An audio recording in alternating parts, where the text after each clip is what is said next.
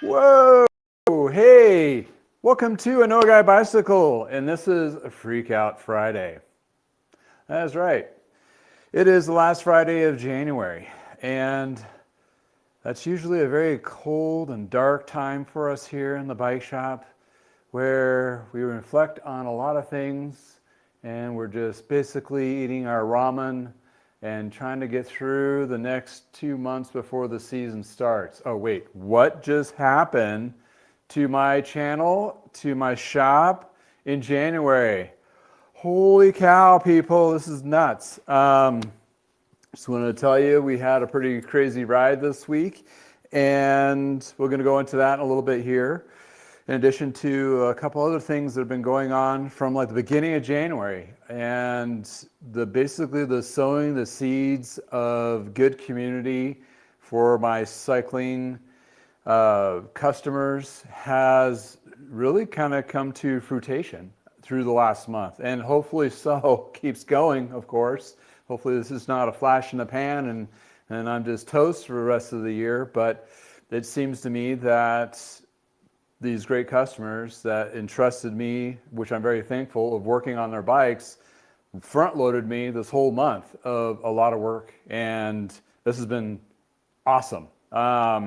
Busiest January I could ever remember, even when I was in bike shops where it's colder here, and it's been pretty cool. I mean, it's pretty awesome. But in any case, I thank you, those who've been watching, being part of this community, and those who are more locally in community, in my community, physically. I can't be more warm heart felt in any aspect. I mean, I'm very grateful, but in any case, it's just one of those months where my time slots for tune-ups is filled up, opportunities to selling a couple of bikes and some parts online. The reach has been all across, even crossing borders, which is awesome. And I'm very thankful because we're in economical, stressful times for the cycling industry, just to say at least. And for me to have a decent month without completely crying in my coffee all alone is just, I'm just tickled pink. And I am super charged to be able to help and enlighten and also share my successes, as well as help other shops, big, small alike, to be successful and to go forward in their neck of the woods and do such great things to their for their communities. Okay, let's jump in the chat. People are already jumping in. That's great. Awesome. If you're leaving the other social media big star in our realm, he has a live on Fridays. I basically book in mine after his, purposely, not purposely, whatever. It doesn't matter. If you're jonesing for more bike content, you're in the right place, and we'll talk a little more about bike stuff going in the next hour. And this is my Freak Out Friday, so welcome. Basically, Freak Out Friday is essentially, in a nutshell, a snapshot of what bike shops are faced with on Fridays, and also kind of a pulse of the state, kind of recap of like, what happened this week and what do we have to get done this weekend? And are we able to relax and kind of set our tools down and just enjoy life a little bit this weekend? Or do we need to keep busting and get ahead for the following week? So there's a lot that goes on Friday. It's a lot of, in normal brick and mortar shops, there's like a lot of pickups, either new, used, or repairs or parts and all that for people to do their weekend warrior stuff. So that's always been a kind of a thing. If it's a shop that does a lot of winter sports, off-season things, where skis and snowboards, which we used to do back in the day, and the Parker bikes, that was pretty busy on Fridays to get all those people out the door, and it got pretty quiet. So it's a good kind of a pulse meter. I mean, I do have my Shop Talk Tuesday, and that's kind of like when you have the weekend settle and you're like, this is when you're doing all your orders and kind of recapping what needs to get done. Getting to the brass taxes of your actually work week is Tuesdays, but Fridays is like whatever's lingering pieces and so forth. But hey, I've had a stellar week, had some spectacular new community member have me work on their bikes. We'll talk about that a little bit here too. But before we jump into that, let's jump on the chat. Let's see who's all in. Spooky Tuesday. Thank you for welcome back. Pueblo, yeah, we're finally starting to thaw out, aren't we? We had a really cold weekend, which kind of slowed my roll of getting stuff done. So I do apologize if you have a bike in my shop. It's a little bit longer than taking. It's just kind of how it is this time of year. I was able to get some stuff done, but man, that was that was brutal. We're back into above temperatures, above freezing, not in the single digits. So the dog loves that a lot more, and I enjoy walking the dog a little bit more too. In any case. Patrick Washburn, thank you for joining in. Yes, that was one of the pinnacle points of this week. It was kind of crazy. Had Gary Fisher on. He basically, it was a preemptive, just to give you a heads up on it. I had like this, which each Tuesday, kind of a subject or bullet points. It's not super scripted. I'm never super scripted. Even in my regular videos, it's kind of just roll off the tongue thought process, and I edited that down. But in my lives, it's just, I got some points here we're going to talk about and engage, which you guys can, definitely talk in and so forth. But on Tuesday, Bradley, pings me like 15 minutes before and says, hey, I'm available if you want to jump on. I was like, okay, cool. Yeah, let's talk about some stuff. Did you watch the NBDA's latest talk on state of the state? They have like a once a month, they have like 4 or 5 of the industry knowledgeable dudes, which I wish it was more diverse, but that's how it all is. But it is kind of a nice little snapshot talk of where we're at, what we're looking at and going for. So they had some really good bullet points, and that's what I was going to talk about initially. And then it rolled in like, I'm going to talk about with John. So with John, I have to set up in the corner, which is over here, because I have to do this through the laptop. It's just how my setup is. And doing my individual live, you're on me with my gimbal. By the way, the wiggleness has gone away because I've connected the tripod to a feedback repair stand. A lot more stable so it doesn't wiggle every time I move back and forth. But in any case, back to the show on Tuesday, preemptive, and I was like, Gary Fisher, we've been talking back and forth by text and a call or so, and not recorded or anything, just kind of friendly chatter. And it's like, I should ping him and see if he's available. I pinged him, not thinking to be able to join in possibly or later in the show. Bam, he showed up, and then he just took it. That guy can jibber jabber like jibber jabber. I thought I can jibber jabber, and I know I'm very, with John, I'm he's a really good jibber jabber too, and it's really hard to get in the edge words with John. And talking to Gary Fisher, we blew both of us away. We're like, wow, we could hardly even. It's a fun show. I will. I forgot to put the link in the description. I'll put it in the chat here in a second. But yeah, after the show, go watch it. It's a podcast kind of thing, so just put it in the background, listen to his experiences. We touched bases on several different things, from his experiences at Trek with John and how that kind of evolved, and then what he's doing kind of today, and all the highlights and kind of touch points throughout. And I like to get him on a more of a formalized, I'd say script-ish with him, and make an actual video that's a little more period piece, like what he did at the clunker stage, what he did during the Trek period, what he did after he left Trek, that kind of thing. Just kind of capsulize his experiences and what the industry is like back then. I think it's just kind of cool. When I talked to John Bradley, he's just like a treasure trove of information of being there for the last 50 years in the cycling industry, from the traditional Italian steels of the 70s and the 80s to all through the, currently even with the newer stuff, going back to steel. Steel is real, right? So yeah, thank you. That's a long jibber jabber. But yeah, it was an interesting show. I never had anybody on like that that just ran with it. And I didn't have to there was not really any dead spots hardly in that particular conversation with him. So entertaining. And the chats or the comments below after that are kind of entertaining too. So in any case, interesting to see to have a legendary guy. And if you don't know who Gary Fisher is, watch that and then do some Google searches, and you'll understand kind of where he is one of the godfathers of mountain biking. It's just like he just kind of, that's what it is. Regardless how you feel about him or mountain biking or anything, that's just, the fact of the fact. Scott, good morning to you. Looks like a good cycling weather the next few days. Yes, we're going to be in the 40s, so we can like thaw out. Only have to wear a couple layers, not like, I don't look like I'm in bubble wrap going out on my cycling experience, that kind of thing.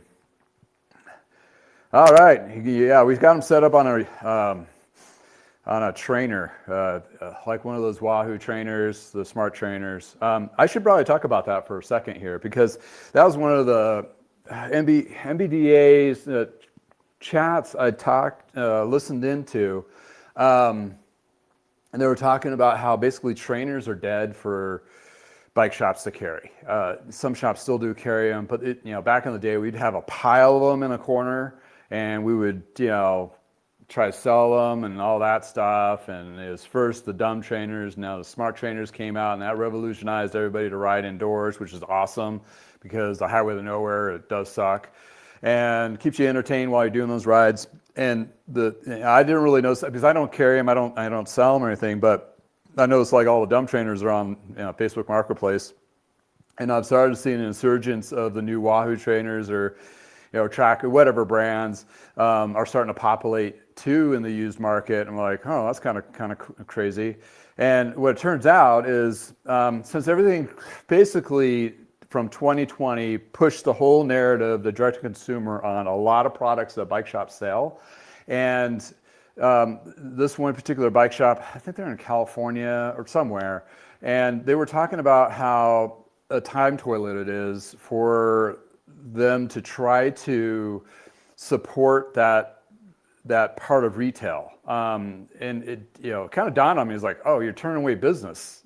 Why are you turning away business? Well, the complicity of price and trying to match that, which on online, because they're all being sold online through like Amazon or anybody, right? So they can get it shipped to their house and not have to go to the bike shop. And when they do go to the bike shop, it becomes a maintenance layer for the shop. In other words, help the people get set up, and if they have any issues, and train them on the actual trainer, which there's a plethora of videos out there that a lot of people can just do it themselves.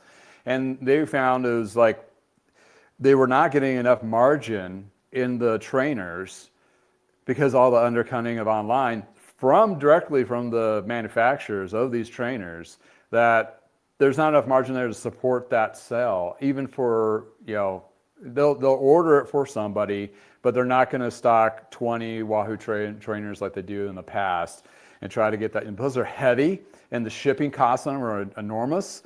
And I remember back in the day, to hit, like, you have to spend a godly amount of money just to hit free freight. And that was 15 years ago, 10 years ago. Now it's even more. So keeping in mind of that. So if you're looking in trainers, you're looking for smart trainers, that kind of thing, used is actually a really good way to look into it. Even if you want to buy new, you can do it off of whatever, Amazon or what have you, or directly to the company, and have it shipped to you. Because the shipping rates are, a lot of those places are free to your home, and it saves you a trip to any store. And setup is really pretty easy.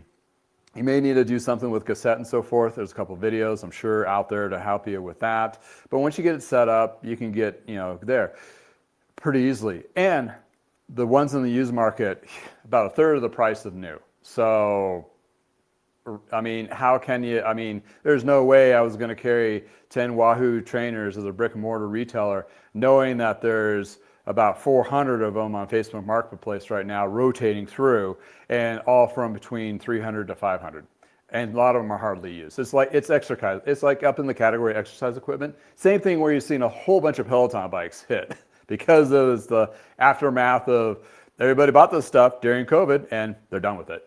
And in Colorado, we have enough nice days, or they went back to the gym, or whatever the case may be. But in any case, I did want us to do a side note on that with the trainer. Thanks, Scott, for reminding me of that, because that's one of those things where it doesn't make sense for bike shops. So don't be insulted when you walk into a bike shop and you don't carry them, because it just doesn't make, especially now, it's not going to be economically, it's a cash flow tie down. It's not going to help them out to stay in business. So just be mindful of that. any case. But yeah, that was pretty good insights on that story on that. But in any case, I'm glad you're enjoying it, Scott. You know, I know on those colder days, nobody really wants to do it, but it's not better than just sitting there staring at a wall, trying to imagine that Mount Duez or whatever, Mount Evans or Vail Pass or what have you, that kind of thing. 6'5", Bugnut, welcome back. Oh, Southeast Nebraska. Brr. Yeah, Nebraska, it's not for everyone. I love that promo that they do. It's kind of interesting. But yeah, it's hopefully we'll start getting some warmer temperatures here. We're in that weird time of year for us, for sure. John, thank you. Chime in. Greetings from the burbs of Minneapolis. Be safe, my friend. Just be safe. John's up in that neck of the woods too. And yeah, yeah, we're all thinking about you. You know, you up there, just doing your thing, just doing normal things. In Minneapolis, there's a couple big hitters. QBP is there, which is a wholesaler for a lot of bike brands. And Park Tool is based out of there too. QBP there's that huge national, international support ride. If you haven't heard, look it up. After the podcast, I'll put a link in below in the description. You know, our cycling community got jabbed, and it's something that we need to perk up and, you know, need to do. But that's all I'm going to say about that. This is not really a place to really dive into that, but hey, be safe, and thank you for joining in. Appreciate it. Spooky Tuesday 17, welcome back. Weather has been so amazing this winter in Colorado, and I can't agree more. And it's, if you don't know, my wife is a scientist, a PhD, atmospheric scientist, by the way. So I get all specializes in drought, and oh yeah, it's great. It's great to go ride. It's great to go outside and have fun, but we have no snowpack. So, and the demographics of that is our state in Colorado, our river base or snowpack base feeds rivers that feed into the pipeline of water to 7 other states.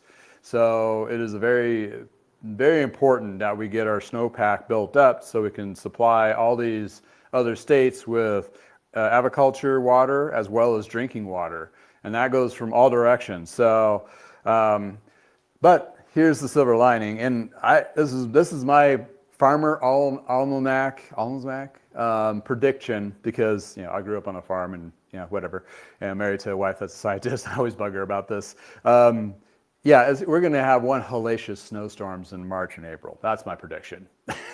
So get your shovels ready. It's going to happen, because if not, we definitely are going to be having a drought coming. Not watering lawns, zero-scaping, all that good stuff. But in any case, yeah. Anyway, sidebar. I diverged. Oh yeah, well thank you, 3 legends. I'm not a legend. I'm just a dude in a garage. Fisher is definitely a legend, and Bradley's been around. He knows a lot of people. He's retired, but he still talks to all these, you know, older individuals or industry people, and you know, he wants to try to get them on the podcast as much as I do to kind of just talk about things and have fun. So we're working. I think we're going to try to get the people at Velo Orange on, hopefully as a teaser. Hopefully we get them on and do a little chit chat and have some good stuff there. All right. Oh, what is it? I passed that already. Well, I do have some sponsors I want to highlight. This is a great time of year to do a lot of winter maintenance or maintenance your bikes to get ready. One is, and I have a couple of them, but one is basically chain wax and what that's all about. And this is a great place to start that process without making the mess of your own garage or your kitchen. Ever popular chain process or waxing of Vital Bike Chains provides brand names like Shimano, SRAM, and various others to be cleaned in high detailed 5-step process and then waxed to your professional level with either speed chip or endurance chip, which has been proven to have better performance and better lasting events and recreational riding. It takes care of the messy process, and all you have is the clean wax chain ready to perform. Check them out. Discount code with a link below. Yeah, some people are really into it. Some people are not, which is fine. If you want to get into it and haven't gotten into it yet, most of my customers, they like having their chains on their bikes waxed just because of the cleanliness, just being clean. We had a conversation with Fisher. He was kind of on the fence of not, and I'm like, it's really, for the other 90% of us that just ride recreationally, for the chain being clean is the number one thing. Then they'll follow and they'll drink the Kool-Aid of the performance factor, the wattage savings, and all that other stuff, which is great, and low wear and tear on componentry, which has been proven and tested by Zero Friction as a non-affiliated entity down in Australia. So it does have some good product. I've been waxing chains my own and a whole bunch of my customers for years now. It seems to work really well. And less mess, for sure, absolutely. And the customers that have ridden it quite a bit, especially my neighbor, she has like 3 bikes she hammers, and she'll like, I'll never go back. It's like super clean, super smooth, all that kind of things. But it's not for everybody. It's not for every market, or areas of riding, that kind of thing. But if it works for you, give it a try, for sure. All right, GPOS, welcome to the house. Yes, good morning to you too. I do have to correct you. My name is Justin. It's okay. Us Justins get used to being called Jason, Jeff, and usually other words. But I just want to, GPOS, he has a shop, and his name is under GPOS, and I was not saying it correctly when he was in the chat, and it turns out there's a nice, beautiful story behind it. He was in the sausage industry out east for forever, and when he retired, he decided to open up a bike shop, and GPOS is basically shortened for being grandpa. And his grandkids basically named his shop, which is kind of heartwarming. How could you not be heartwarming there? But hey, welcome to chiming in. Check out his shop; it's pretty cool. And would that be considered upstate New York, or is that just New York? Because you're north of New York City. But in any case, I looked it up, not to stalk anything. I was just kind of curious. All right. Oh, Susan. Thank you for chiming in.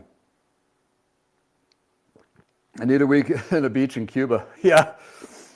Winter is too depressing and it's hard to get out and enjoy a ride in 20-degree negative Celsius. Woo!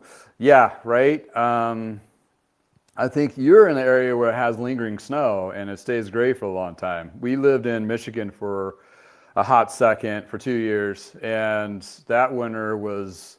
2 of them were, that's why we're back in Colorado. We're looking to get back into somewhere a little warmer. I think we're planning spring break to go to Vegas, and you'll see some footage there. That time too, it's a double dinger with triple. It's my daughter's spring break, so we're going out to Vegas, and it turns out that NBDA's conference is there at the plaza off of Fremont Street. That'll be a crazy and fun time.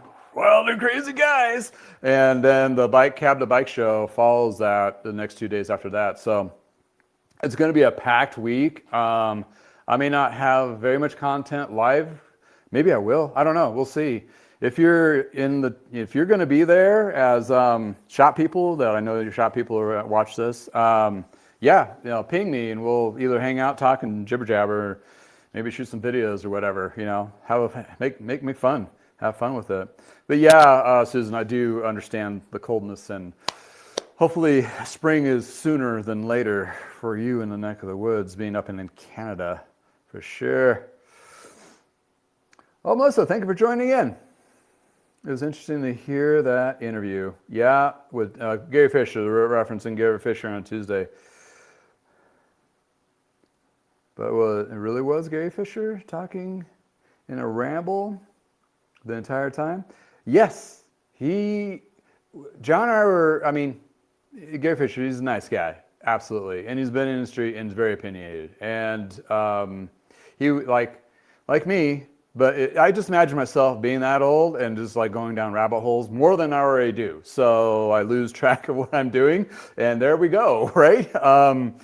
Yeah, some of those like, but he'd come back sometimes, and some of the stuff I was not really understanding what he was really talking about, or you go right into like, rich parents in his neighborhood and whatever. So in any case, yeah, it's interesting to watch. It is a good listen. I've met Gary Fisher in person before. He is a very eccentric, nice, cool, interesting, all those things, and intense.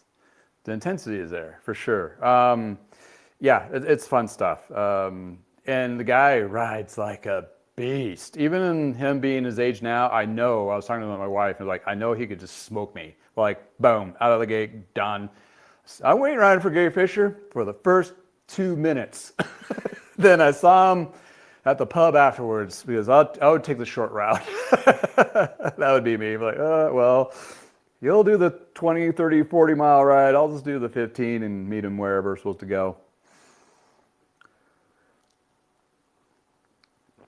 Oh, John, thank you so much. John Nolden, sorry. Thank you for chiming in. Absolutely.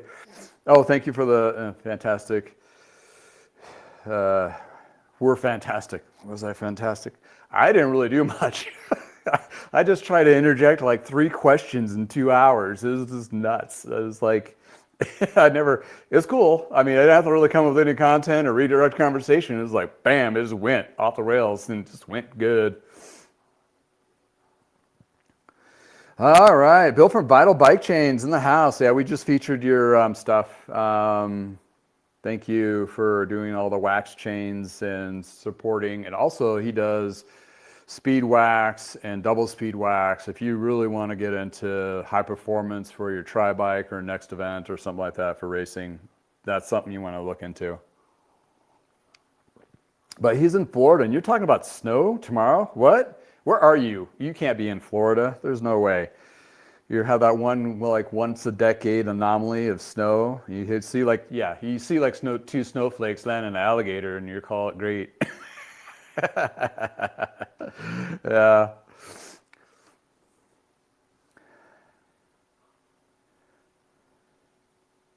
Yeah, Scott, once it takes a little bit to get used to those kicker. You got a little kicker, Wahoo kicker. Those once you get used to them, they're a lot of fun for sure. Those trainers for sure. Yeah. Getting corrected by grammar. Okay. Point taken. Sure. Levi, welcome to the house. Smart Trainers boom is over. Everyone who wanted one has one now. Same thing with Peloton, I believe. At this point, forward will be only people slowly replacing them as they wear out. Yeah, possibly, for sure. That's a great point. It did get flooded, and depending on the markets, I remember when they first kicked, it was like we're selling a ton of them, and people would have trainer nights at the shop and all that. And that was another perspective of trainer nights at the shop. It's like, no, you don't do that. You want your shop to smell like sweat. I mean, not really. You want to smell like bike lube and bike tires and new bike stuff. You don't want to. We did that once at what was it, Lee's Cyclery. We had trainer nights for a couple nights, and yeah, that was interesting. Yeah, people just rather do it at home and not have to haul their stuff anywhere. So, but yeah. Oh, no worries, GPass. No worries. Upstate. Okay, cool. Great little shop. If I'm ever in the neck of the woods, I'll definitely stop by. Spooky Tuesday. I'm curious how many of us watching are grandparents. My demographic is interesting. If you look at all of my analytics, it's between 35 to 65 is the most of you people's watching me. And I'm a little later to the gate of having kids. My daughter is 10. And Gary Fisher, he's 75, and he has like, what do you say? Like a 7 and a 12-year-old and an 18-year-old, and that's like 3 of the 6 kids that he has.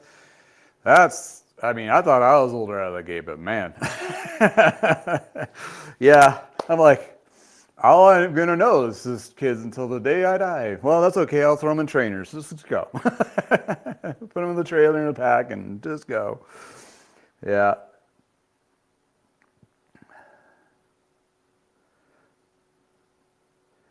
Yeah. Oh, yeah, Patrick. Yeah, that's a good point. It takes a little while to land the plane, conversation-wise, with Gary Fisher, but he gets there.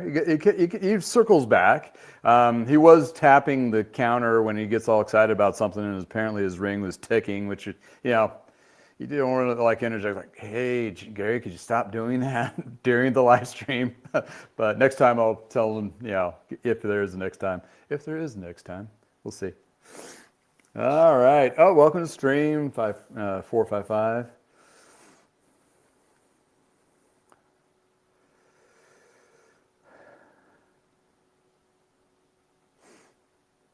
Yeah, why would anybody take their trainer? I mean, back in the day, people wanted to be closer to. That was before smart trainers, too, by the way. I mean, they wanted to get closer. Now it's like you set the thing up in your basement or storage closet or whatever, and you just get on and go and meet your buddies or meet new people and that kind of thing, and having a ride there. But yeah, so all right, let me do this real quick, and on the trends of fixing up bikes and getting all that.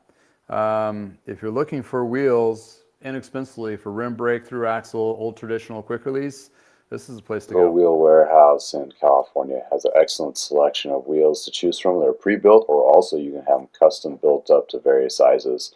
You can reach out to them directly if you have something unique like the 650 wheel or a different style hub. Therefore, it makes it an excellent bike wheel set company that actually provides good wheel sets without breaking the bank. You will find them being very trusted and true. They really hold up under a lot of different riding conditions and so forth. It takes the standard old school wheel building practices and puts them in a better format. But in any case, this is a wheel set you'll be really love to have. It'll perform for you for a long period of time, and the quality and the attention to detail is superb. You'll find information about this company in the description below, with also my personal coupon code. I hope you find a good wheel set where it works for you.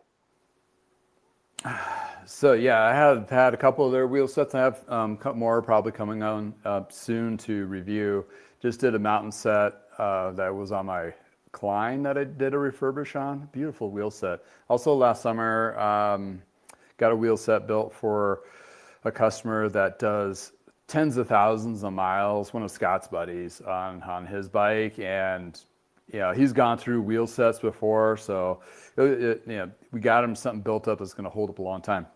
It don't always have to be like bomb-proof wheels kind of thing, but it's nice to have something that, especially if you do a lot of riding, something's going to hold up. But they do make nicer, lighter weight, efficient strength wheels without going crazy with weight and that kind of thing. But talking about that, I'd had two fantastic bikes in my stands this week, last week and this week. One was a Waterford and the other one was a Rivendell. And if you don't know either one of those, they're known in the steel market realm of classic steel, the high-end steel. Oh, I wouldn't say high-end. It's fun fitting steel. The Rivendell is definitely that. It's an experience piece. And Waterford is the extension of Richard Schwinn and another family member, I believe, after the Schwinn fall of the 90s, made the Waterford line, which they did mostly road steel bikes, road and touring for years. Last year, right before that, they were going to close. And then they sold the name, I don't know if they sold the tooling, but the name to the individual that owned Dean Cycles back in the day. And I think it's been pushed to Durango. I'm not sure where they're making the new line. I think Steiner might be the part of that, the actual build, or maybe they'll just build them in Durango. But in any case, they're refreshing the Waterford steel line, where I'm assuming will be the through axle disc brake design for steel frames. But in any case, both bikes really cool. I have longer content shot. I just need to edit that up. And they're not super long, but it'll be nice little feature videos for those who are looking into those particular bikes. But looking at the quality of the Rivendell steel bikes, of how they're gusseted, the attention to detail, the paint even, it's really cool. They're not cheap, but they're really cool. And how it rode was fantastic. It was a nice ride. I mean, it was one of those, like, I do have to apologize to myself and to others, or if anything, or just basically rethink, because I would always knee jerk to like, what's this little company trying to sell like these absurd expensive steel frames? I mean, that was my first instinct. And I do apologize, even though I never verbalized that until now. And it was always just like what was in the back of my head until I got something like that in my stand and going, actually, these are really cool. And at first pan, you're like, I've been stained by Kool-Aid over decades, working in shops going, I need the lightest, the newest, the coolest, latest, whatever brand that's trying to push the edge on technology. And since I've been doing what I've been doing, I've been stripped of all of that. And I still have those quick judgment reflexes, I would say. But overall, though, I've come to a conclusion that, cycling, number one, is supposed to be fun. And number two, the 95% of the market just wants to go out for a ride and have a good time. And what makes that have a good time is it fits well. It gives them experiences where they can go further, longer, e-bike assist, if not whatever, all those things. And those stained judgments of like all these weird things, like I've been finding more of these niche lines and really digging it. Like these are actually pretty cool. Not to say they're for everyone, they're not, but they've actually fit a culture where, hey, I even kind of want one. I mean, like, man, yeah, piece it together, get some Paul componentry and spend a lot of money on those things, but it works. And a lot of it's made in the United States or locally or by small companies. I mean, it's kind of cool. It's like that craftsmanship. What was the terminology? I was watching a podcast, listening to a podcast yesterday. They termed it like the CNC short runs or something like that. CNC machine short run parts. Like back in the day in the 90s, they had Kuka cranks and all those cool parts. And that's where that Rivendell is sprinkled with all those little cool parts, with some more modern parts too, but kind of cool. And that's where Velo Orange would fit into that niche area, because it's the newer but older, like, cool stuff. I don't know. I mean, it's just kind of, like you show up on a group ride and you're not going to be mixed in with all the other Trek Specialized giants there. It's like, oh, wow, what's that? And if you're a really strong rider and you smoke them on their carbon bike, which you probably won't, but if you did, that'd be kind of funny too. Like, yeah, so? Yeah, I mean, if you watch my channel before and the stuff, most of my stuff, a lot of it is in more of the steel realm. I really geek out on that stuff, like the Le Mans and some of the older aluminum Kleins and other titaniums that I've gotten on the show too before, which is really kind of cool stuff. But those are two. And now I have a Massey, which is another fits in that steel realm. And Massey's name has been sold and moved around a little bit. They're still relevant today. They still make some bikes. The company, like all companies right now, they're all having a little bit of hard time. When you look on their website, they don't have very much inventory at all. Well, that was a couple weeks ago. But what's the other company? It's not Haro. Maybe it's another one. But Massey is kind of like the road line of it. They didn't have very many models, but this customer bought this bike and he loves it. It's like one of those things that he's ridden a lot of miles on this thing and really never had a really good tune-up done. And again, thank you for the community of YouTube. He is a customer from the YouTube perspective and locally here, and wants me to do the whole guy's magic, which is detailing the frame, cleaning it up, doing polishes, correcting compounds, and then doing ceramic coating. We're going to do some part swaps, like chain and cassette needs to be redone. Need to get some hoods. I have randomly some Cicelli brown tape, which will, randomly I had, and will work perfectly on this. Maybe some brake pads. I'm going to do the estimate today, go through it, get some parts ordered up, and have it finished sometime next week. I also have a Le Mans, but it's their carbon, one of the 2007 carbons. I made a short video on it earlier this week. It's Kirk's bike, which is a good customer of mine out of Greeley.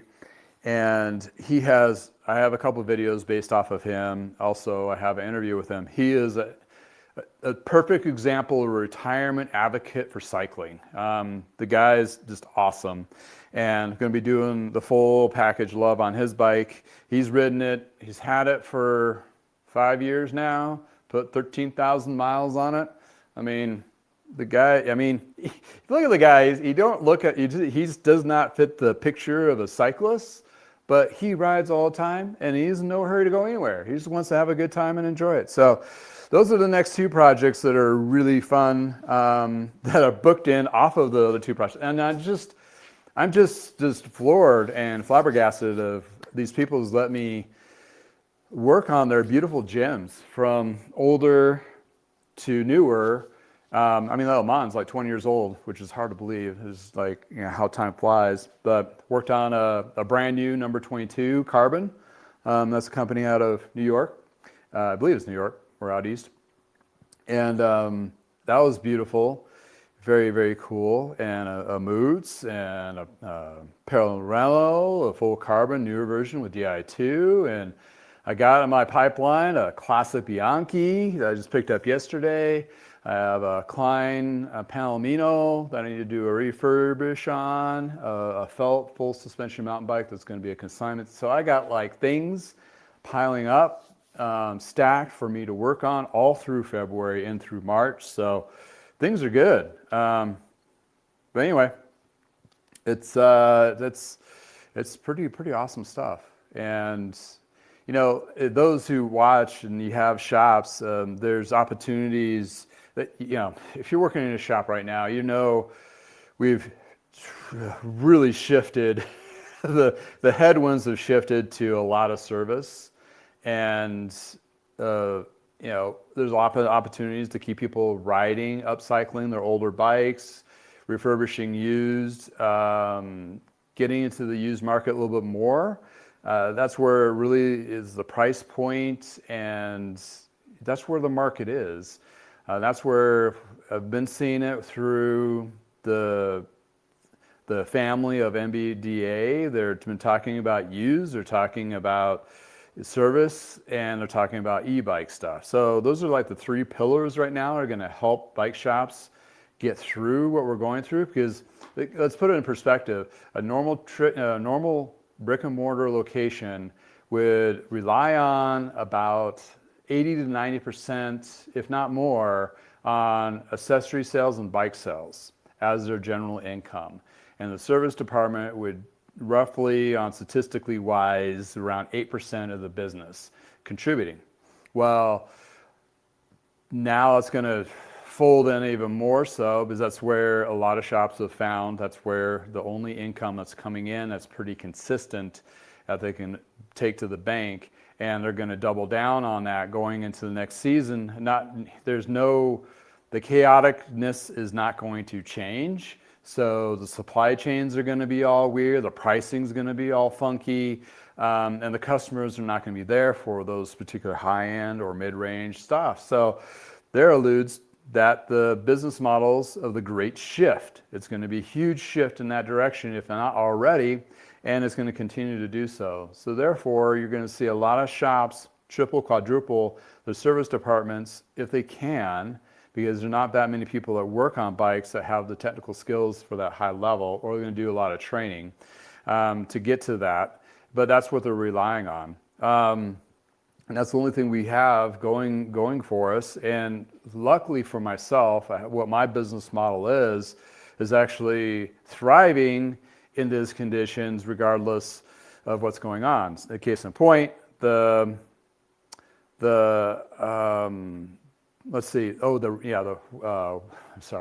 Waterford I worked on, it needed a lot of help. So I had to get a lot of parts for it. You're talking about brakes and cables and housing, tires. They wanted a new bar on that. And when I was getting all the parts, I don't have wholesalers for this stuff. So I basically buy it for the customer and just roll the same cost what it cost me. So I'm not really making a profit on the parts. I'm really here for the labor portion of it anyway. Some stuff like the used stuff that I used, yes. But for the parts, I noticed they're up like 15 to 20% more. I mean, it's just, that was even when they're on sale, it was like that. So that's what we're looking at going into 2026. And that's how a lot of shops have already jockeyed their positions to take advantage of that or utilize that to support their communities and working and leveraging that. And it's not just me going, oh, this is what I see in my neck of the woods. This is all across our nation and bleeding into other countries as well. And therefore, it's just one of those just nuts things. So for me, it's definitely more service, a lot more videos, which is supporting me. And that's where I was having a conversation with my wife this morning was talking about the NBDA and a lot of these bike shops and the traditionalists, and they're having a hard, they don't know the power of what their social media could really do for them. Some shops have been very successful with it. Example, Bike Farmer is able to just quit close his shop. He's doing all the social media stuff. Regardless of how you feel about that or if I feel about him, that's a potential that can be there. The Pathless Pedal couple that are in Spain, their story is wonderful, a very beautiful story about just backpacking riders that just fell in love in cycling and they took that journey in their social media. And, they're doing great. Russ and my wife are doing pretty decent in Spain. I mean, hey, I'd take Spain right now in a cold winter. But, therefore, you gotta see it and as an opportunity, and you gotta able to break it down on digestible bits for your own shop. So, or if you're just a cyclist and want to do social media too, just break it down in little bits. And right now is a beautiful time to do so. Reason being is YouTube is now leveraging a lot of short content over than the regular content. So in other words, you can make 3-minute or less videos and they'll have more leg to it, more length and views and all that to build your channel up just as tests and see. Shops can do the same thing. The great example is BL Bicycles in Pullman, Washington State. They do Instagram. You've probably seen him on Instagram. It's a goofy guy like me, talking about the latest things working on, and they're 3-minute less videos, and he has like 40,000 viewers off of Instagram or followers, and I'm sure that's driving business in his neck of the woods too. So it's, there's good opportunities out there for shops, cyclists, and all that as well, for sure. And, you can leverage lots of different things. We'll go into that in a minute here. Visions. Thank you for joining. People take them to hotels when complete. Not sure we referenced in there, but anyway, thanks for joining us. Oh, what kind of Bianchi? Oh, it's let me grab that. Let's see if this can follow me around. Sorry for the earthquake. I know this particular one kind of shakes up a little bit. It is a Bianchi Road. Oh, I need a seatpost is too low. It's this guy. It's aluminum frame. I always keep an eye out for the steel when they use Columbus steel tubing, but this one's aluminum. And what's really, it has the classic, it was a straw green, Bianchi green it's known for. This is a shorter one too. 49, 50, something around there. And let's see. This particular Bianchi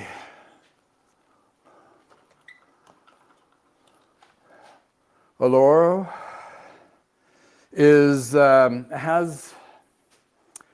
it's the Bianchi green, right?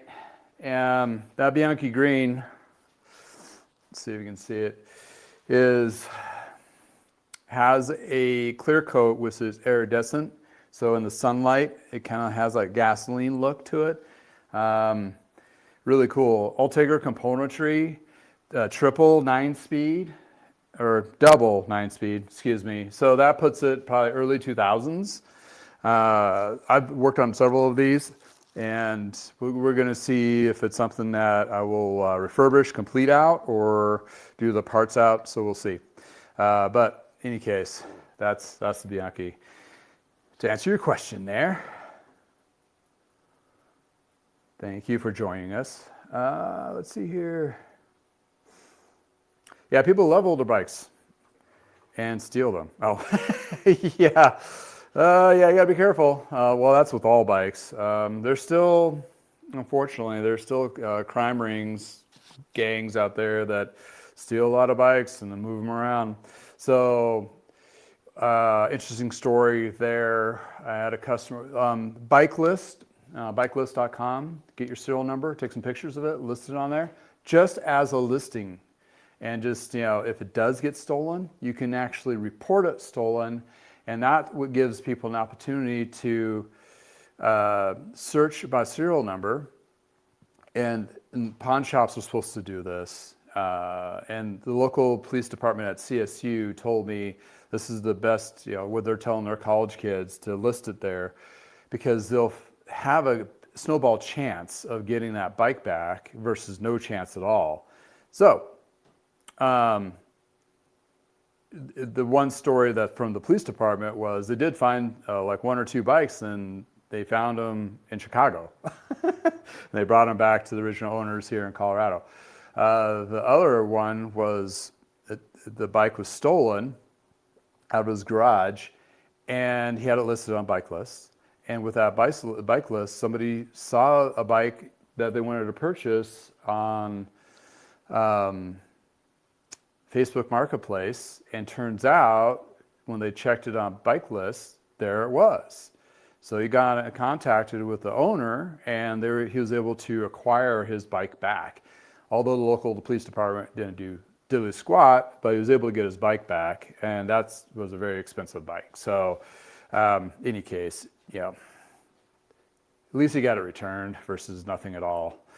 So yeah, the bike list is a good way. Serial numbers are usually underneath the bottom bracket.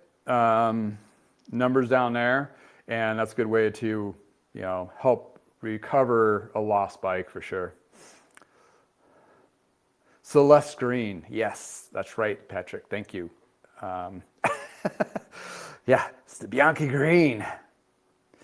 Basketball Jones, thank you. Welcome to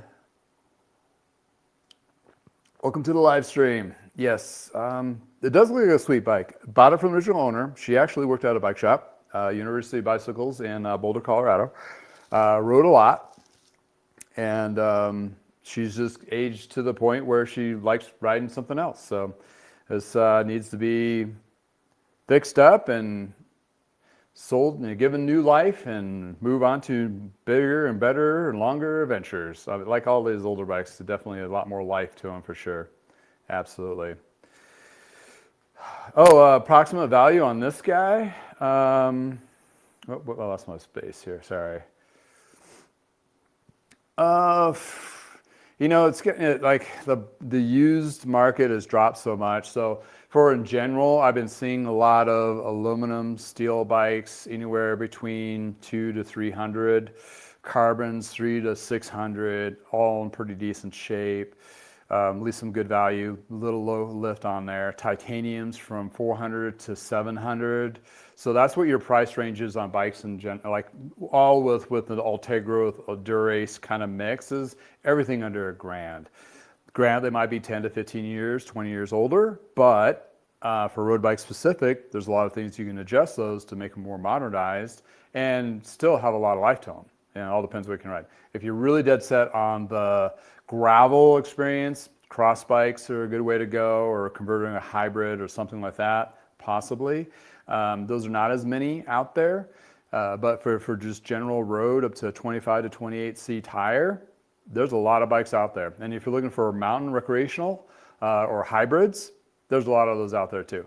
Only thing I suggest on full suspensions or front suspension bikes, you're going to see how the conditions of the suspension is. If it's older suspension, they may not have support for having them tuned up or redone. That's kind of, unfortunately, the negative of older suspension bikes. There is some outfits that still work on those older suspensions, but it does add a layer of cost to that. So keep that mindful when you're looking at those used, for sure. Whew, that was a mouthful. And that goes for those who are actually buying bikes to actually refurbish to sell in their own shops. So that covers there too. Rad e-bikes just sold at a bankruptcy auction. Oh, that's right. I saw an article on that. I didn't get to read the whole thing. Oh, interesting. 3 million. I didn't even have that much value, huh? Because I knew they appointed a new CEO, whatever, after the whole bankruptcy and their battery recall issue and all that. And I knew they were going to be jockeyed just to try to sell it, to flip the company, because it's done. I mean, there's no way to recover from that. What I've seen anyway, I mean, I'm sure you could-ish, maybe. But who in the right mind of investors would do that? So basically, another company would buy them, and they probably, who knows what they're going to do with them. It's just open range. Like, for example, in Europe, Wiggle went out, so it had Virtus, New Proof, and other companies like that. And when they got bought out, well, they went bankrupt and under, and the names got bought. And when the names got bought, the companies that bought them, it's like, we're not doing anything for the old product, like no warranties or anything. So I don't know if they'll address the battery issues, whatever the new company is or what have you. But it is kind of interesting to see the big flash in a pan of a big, becoming a big brand and then all of a sudden disappear. So, or be absorbed and lost, 1.2 billion to 13 million. That's a pretty significant decrease for sure.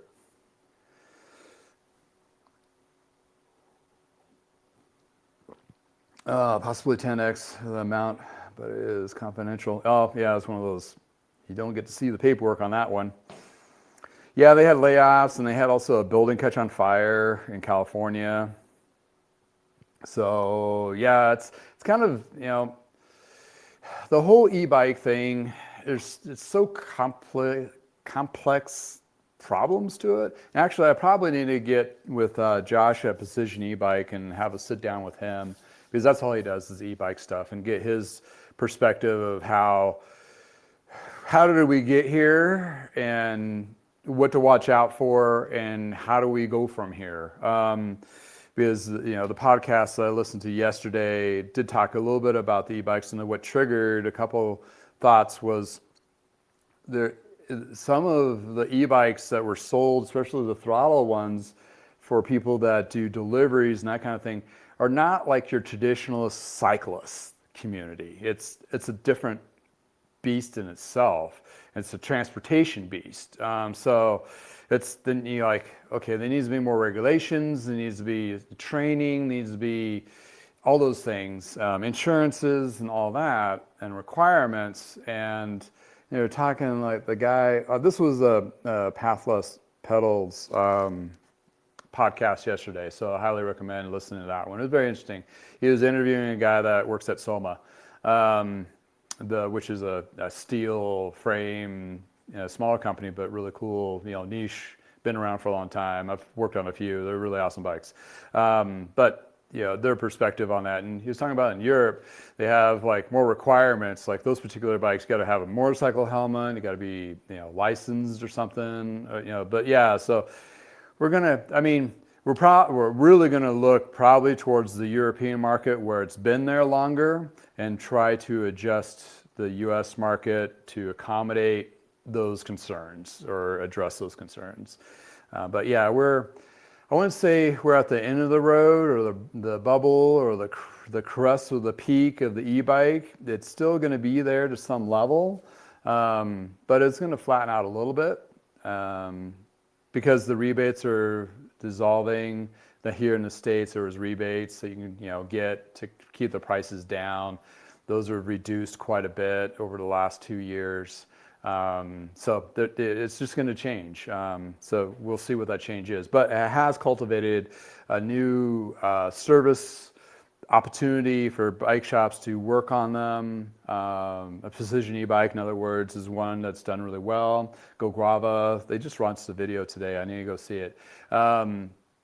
They've shifted their business from what they thought it was going to be to a lot of repair of e-bikes and scooters and that kind of thing. It was really interesting to see his journey, how that goes. So, in any case, that's kind of where the shift is. And my shift is going to be more focusing on, well, honestly, where I can make money. Like, where can I make, not to be money grubbing or any of that, but I need to sustain and, be able to, afford coffee. So that being said, what's going to be more focused is, yes, I'll still be here on YouTube. Don't worry. I'm not going to totally just drop off and disappear like some channels do because, I got to make more money. I got to shut this down because it's not making money. This is actually not making me money as the actual videos, AdSense and all that, but it is driving customers to me. There alludes, it's basically a pretty inexpensive advertising in a sense, and it provides me more, building more of my local community, which is great.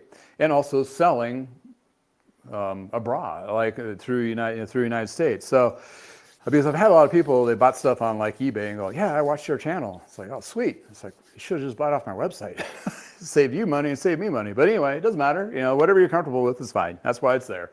But that's where we're in a situation, we're all in a situation where we got to really focus.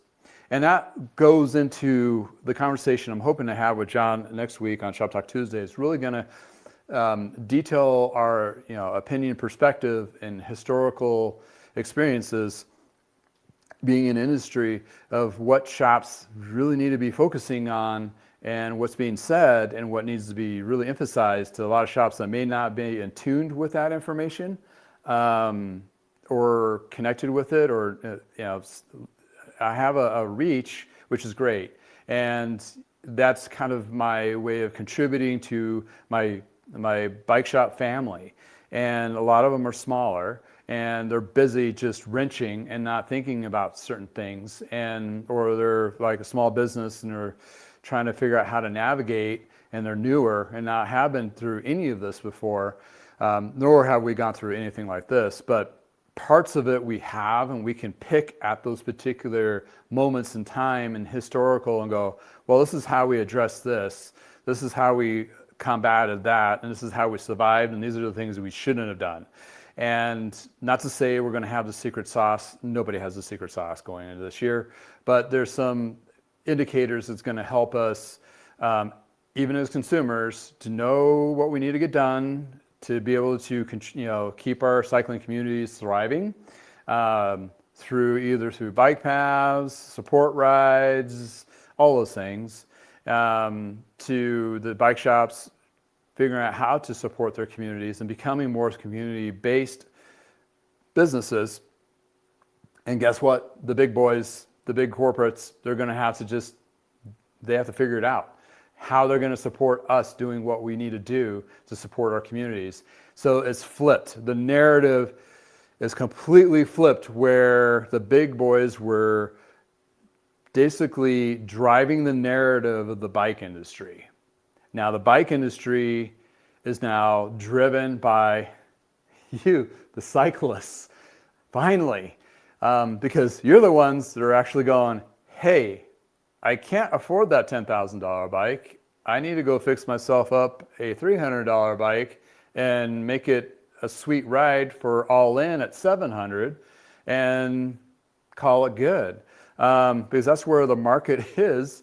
And then you would compound all this rhetoric of tariffs and not tariffs or costs. It's just disruption where they can't predict anything. Therefore, they have to listen to their dealers, and the dealer's going to tell them exactly what they need, and they're going to have to provide that, or they're going to go find another dealer that will provide that. So, which is, I think, a good shakeup in a way to really kind of wake them up and go, we really need to take care of the independent bike dealers.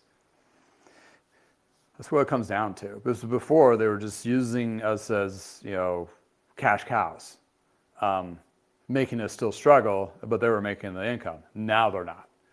There's no way. They're relying on their credit lines to sustain and go through the next 3 years. I mean, that's how hard it is on them. I mean, so they're going to be doing a lot of different things, different programs, anything that they can do to help the independent bike dealers, as in dating for pricing, inventory, and all that stuff. So which is great.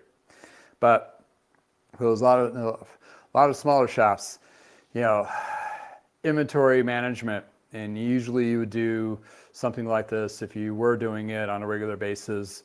You do your cycle counts and you'd reevaluate what you need going into the next quarter is every quarter.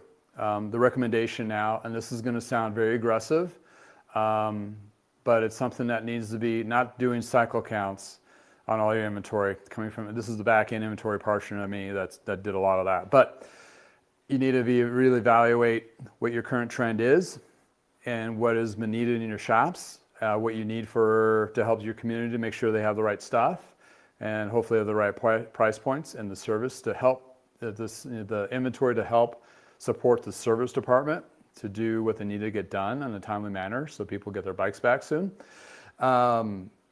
is every other week. Every other week you got to go through and go analyze all that to make sure you're not going the wrong direction. Because quite honestly, all bike shops are in such a volatile state right now, depending on the state of the state, especially their inventory and what they have available to them, what's going to be available to them, what's promised to them, and what's not going to be available to them. It's going to change week to week. So this can be it's going to be time consuming. You got to find a workflow around it. And maybe it's like, get up 5 a.m. Monday morning, do your stuff for 3 hours, 4 hours, and get an assessment before you go into your shop. Whatever the case, it has to be done. Because if it's not done, every other week, reassess and do adjustments, micro adjustments, you will spin out of control. I can guarantee you within 2 to 3 months and be out of business. That fast. And we're at such high rate of corporate bankruptcies in the last year. This is something that's going to have to be, that's one gold nugget that all bike shops should be reevaluating and really have a pulse on. I'm a one person, so it's pretty easy. I do it almost daily when I'm assessing. But as a shop with employees and so forth, they're going to have to do that. And don't expect, as a consumer, those tires are going to be there this summer or a week from now. They may not be available, or if they are available, they're really expensive. The bike shop might not carry them because they're being undercutted too much and making no profit, or the vendors are not available anymore. I think we've lost like 3 to 5 wholesalers in the States in the last year or something like that. I think KHS is done. A couple other ones have shrunk down, and they're just trying to figure it out. So what's that mean to a bike shop and freaking out on Friday? Well, are you going to have the tubes? Are you going to have the parts available? I'm looking for hoods for this guy, and there's only 6 left. I better order those like now. Not to say I'm going to overbuy on anything. That's not what I'm saying here. I'm just saying you just need to be micro adjusting all the time. And as a cyclist, think about, I know I'm going to need tires. My bike mechanic or Justin told me I'm going to need tires here soon. Maybe I should go shopping for tires while I can still find them, and just have them as a back stock. Maybe some tubes. Or maybe I want to get out of the latest trend is no more tubeless. Let's go with the TPU tubes with road and gravel. However you feel about that, I think it's kind of cool, but that's, whatever. But it's an option. It gives people options they don't want to do with that, and they would still want to keep the efficiency and lightweight stuff. That's a great option. Are those going to be available? Are those going to be around? Those kinds of things. So there's a lot going on. And that's just trying to run a business. I mean, now you're talking about what's outside the walls and trying to deal with all that. So keep in mind, be safe, ride safe, try to build your communities, be part of those communities. They've been there. Then everybody's going to need to rely on each other for help in a sense of support. The clubs between, individual people just need to get bikes to ride. Maybe they have to downsize. They lost the job out of that household, so they have to get rid of a car and maybe do more bike riding to work or what have you. All those things. There's going to be a lot of changes and disruptive changes, which is unfortunate, but it is what it is. And there's nothing, we can do a lot to help that.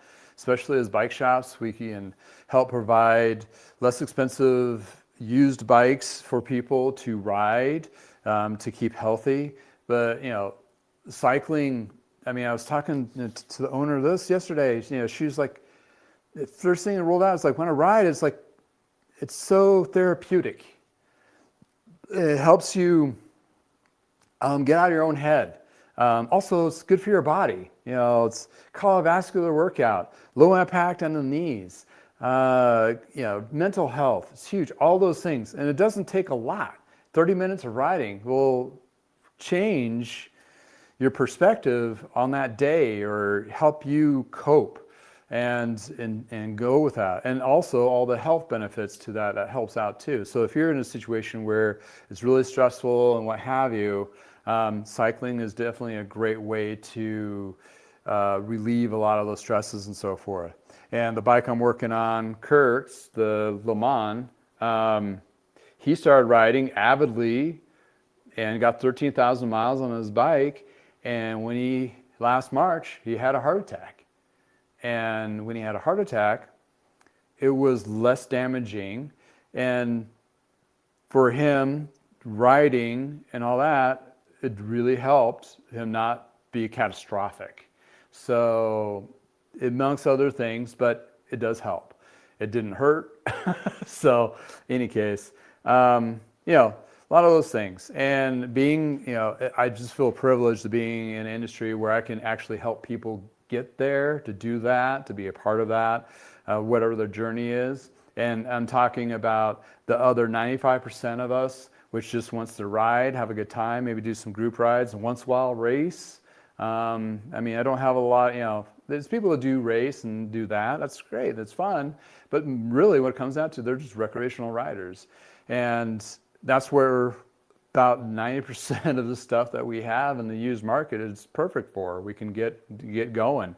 And on the bike shop scene, if you haven't really indulged into the used market yet, think about it, because it's there, it's available, and it's not tariffed. There's no extra money on that.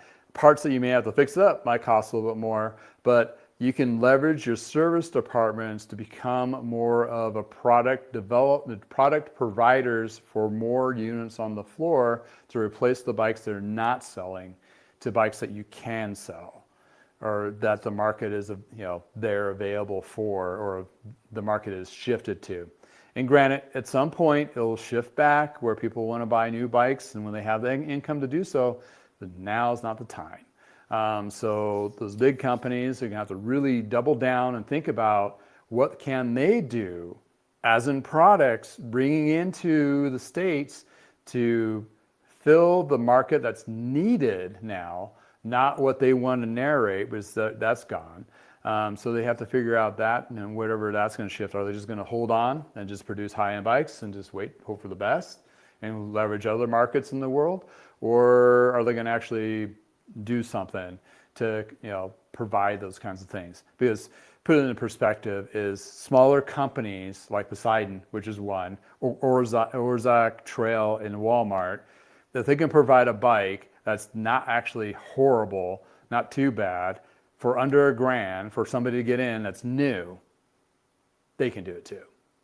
It might be the dollars and cents that they want, but it's at least something, and it's providing brand recognition that's actually helping, not just being absurdly expensive. Anyway, soapbox, got to get off it. I got Friday stuff to do. I have another bike being dropped off by another great customer here real soon, so we'll be working on that. Going to be working on these gems here soon. Oh man, I got so much stuff. It's great. It's good. But in any case, happy Friday to everybody. I hope your weekend is less stress. I hope your weekend is some kind of riding or whatever that gets you out of your head. Turn off the news, take a deep breath, spend time with your family and friends. Try to have a good smile on your face, and we'll be here on Tuesday to talk about what can we do for the cycling industry. In any case, I hope everybody has a great weekend. And let's see, you'll get some shout outs here in the chat. Oh, chicken chase. That's a great way, the chicken chaser. Looking for a steel or titanium frame for ultra long distance off-road rides. Any suggestions? Ooh. You know what I've seen in the market, I've seen for titanium in my neck of the woods, there's been some light speeds, a couple Lenskis. For off-road rides, that's be more of like your gravel-ish. I know Lenski's has been selling a lot of their titaniums pretty inexpensively on sale. Just trying to think off the top of my head. You know, that's within the gravel-ish. If you're looking for suspension, full suspension, there might be some deals out there too. Depends all on your budget. But if you're looking for, more of the gravel-ish, steel frames are really nice for that. Especially if you go long. John and I were talking about this. Going long distance, anywhere in the world, somebody can repair a steel frame. I mean, there's like welds; they can just weld it. Titanium a little bit trickier, but carbon fiber, good luck on that in some of those third world countries or wherever you're riding. Aluminum, you can't re-weld aluminum, so stick with the steel probably for something like that.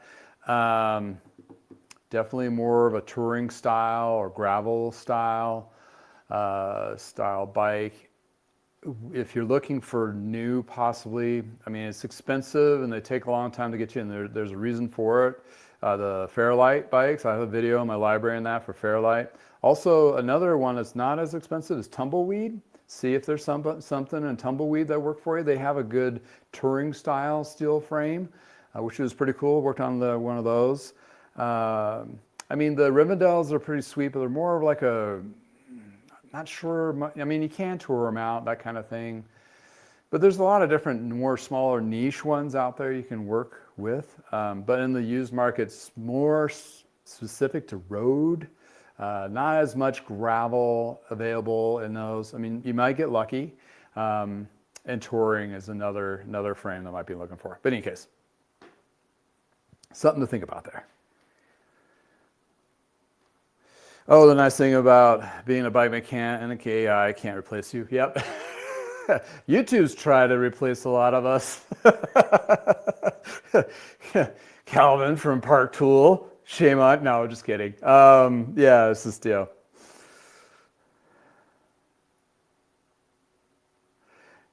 Yeah, but yeah, it's there's a lot of cool stuff out there. Let's see here. Yeah, I'm gonna give a shout out. I got stuff I gotta get on. The chicken chaser. Yeah, good luck on looking for that in your neck of the woods. Hopefully you can find something. But yeah, I mean, even if, maybe even looking, I mean, if your budget and maybe a Poseidon, maybe they have something available. That's going to be the thing. Your size and what's available is going to be two things for new. But yeah, I mean, that's the category: gravel-ish or touring or cross bike might be another perspective for that. The chicken chaser, that's the best one there. Basketball Jones, thank you for joining in. Susan as well, appreciate it from up north. Warm up, hopefully it gets a little bit nicer in your neck of the woods. Hopefully you don't get burned out on your indoor trainer. Patrick Washburn, thank you for joining in, appreciate it. Carol, yeah. Harris, thank you for joining in. Kolorinskis, thank you for chiming in as well. 455. Vision. No, a whole bunch of great people in the chat today. John, again, thank you for chiming in. Oh, I didn't answer your question. Yeah, about 3D printing. I saw it, but I didn't answer that. What's your thought on 3D printing titanium bike frames? Do you think the future mainstream companies will be featured these in the lineup? Well, yes, and yes. Any kind of technological edge to make it lighter, easier, faster, durable, they're going to look into it. I think the number 22 titanium had a couple bits that was 3D printed titanium. I haven't really looked into the process of that and how it's done yet. I mean, that's one of those things I need to kind of just be fun to watch some videos on. But absolutely, some parts for sure. The precision of that tech is just getting better and better. So at some point, I wouldn't say the whole bike, but parts of it to be welded, like dropouts and various other bits. Absolutely, for sure. So yeah, it's one of those things. I don't think it's gonna be like a replicator like on Star Trek and go like, I want a titanium bike and a 57 centimeter with X componentry, and they're like, bloop. I don't think that's gonna happen, but it'd be kind of cool if it was. But yeah, it's one of those things. It's definitely going to be seen, and I think you're going to see more niche, smaller, like Paul and Velo Orange kind of stuff become a little more, I wouldn't say more popular. Well, yeah, more popular, more in the stream of people doing some cool stuff for sure. Absolutely. All right, 544. Thank you for joining in, Patrick. GPAS. Hopefully your shop is doing well and you keep yourself busy in the off season. Same thing with Susan. I know you guys work in shops or have shops. And Scott, thank you for joining in. And Bill from Vital Bike Chains. We're going to be doing some videos together here soon. Stay tuned on that. Some detail on wax chains and stuff like that. And Melissa, welcome to the chat. Appreciate you chiming in. And, Melissa, that's right. I'm getting lost here. Spooky Tuesday 17 and John as well. Thank you all for being a part of Freak Out Friday. Like content like this, please like and subscribe. Feel free to share this too within your communities, your shops, local shops, what have you, or your clubs or group rides and all that kinds of stuff. It's one of those things. So anyway, pronounce quibble. Huh, interesting. Oh, quibble. Oh, sorry. Yeah, titles. I'm a mechanic. I don't read well. I work on bikes. That's what I do. That's my specialty. Oh yeah, GLHV Las Vegas. Yeah, my wife's been eyeing the temperatures there. Like, oh, nice to be 20 degrees warmer right now. The pool will be a little chilly, but we're from Colorado, so it don't matter. Let's show up in flip-flops and swimsuit. We don't care. It's all good. Well, thanks all for joining me, and we'll see you on Shop Talk Tuesday. If not, see you next Friday after the other guys' podcast. 10 o'clock Mountain, Colorado. And again, everybody have a wonderful, safe weekend. And to help support my channel, there's things you can do. I know, it's Amazon, right? You can't beat them? Join Amazon. I do have a Amazon store, like the latest pick, basically, of products that are on sale, that kind of thing, and various other parts and tools and so forth that I suggest using within those particular categories. Check that out, go through, and even if you don't buy the product that I suggest and you find something else that fits your needs better or your grocery list or whatever you end up buying, I get a little kick. So that's a good opportunity for you to get something and I get something that helps support me doing what I'm doing. Oh, where'd they go? Oh yeah, cheap, the hotels. I've seen a lot of deals in Vegas right now. Super cheap hotels. The thing is, we have a condo there, so off strip. It's where is it? Southwest Vegas area. What's that nice neighborhood on the west side of Vegas? We're south of that a little bit, off of Durango, by Durango Station. So it's super nice. Yeah, and It's like 15 minutes to the airport, 15 minutes to strip, and a whole bunch of other stuff, So we'll probably do some hiking. Yeah, you guys have some really good riding this time of year. Shoulder season's right. Actually, you're going right into the nicer part of the riding because it's, to them it's cold, which is funny to me. Their winter cold is a decent day for us for riding in Colorado, so we love it. We love going out there. So, in any case, thanks again. You guys have a wonderful weekend. See how much I can get done, which is usually not as much as I want to. Oh yeah, this thing. This is not leggings. This is the guy transferred from tubeless to the TPU tubes, and I had to strip this out of the existing 700 by 32 Continental tire, and it came out in one piece. It's kind of weird, right? It's like shedding a snake skin. Anyway, guys, have a great weekend.